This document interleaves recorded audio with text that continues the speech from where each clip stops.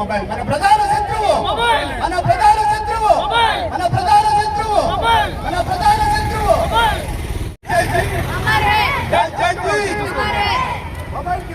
Mobile కి దూరంగా ఉందాం.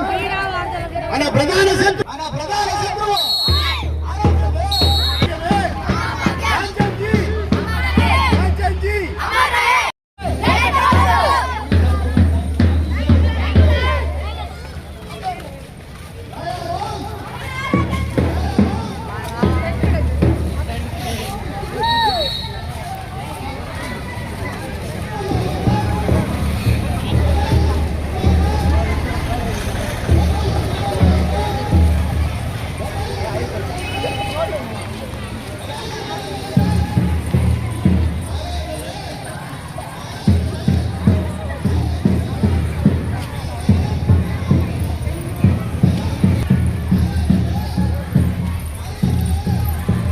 ఎంతమంది పిల్లలు ఉంటారా? అందరికీ నమస్కారం. ఈరోజు మేజర్ ధ్యాన్ చంద్ గారి పుట్టినరోజు సార్. మన ఆగస్టు 29th ప్రతి సంవత్సరం సెలబ్రేట్ చేస్తాం. జాతీయ క్రీడా దినోత్సవంగా జరుపుకోవడం జరుగుతుంది.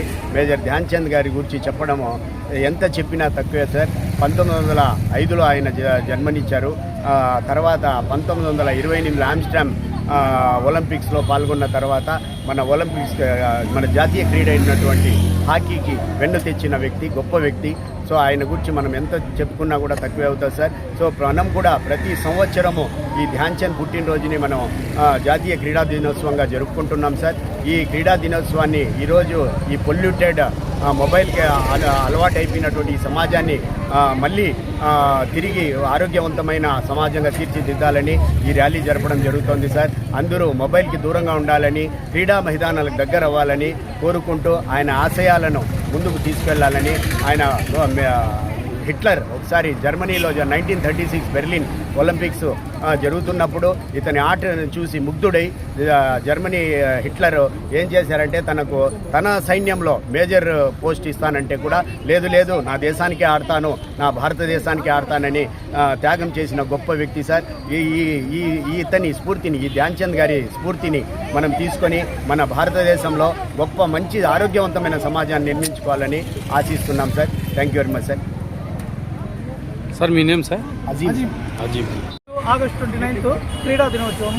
దాన్ని పురస్కరించుకొని ఈరోజు మేము గంగవరం హై స్కూల్ తరఫున మేము వ్యాయామ ఉపాధ్యాయులంతా కూడా మేము గొప్ప ర్యాలీ జరిపిస్తున్నాము.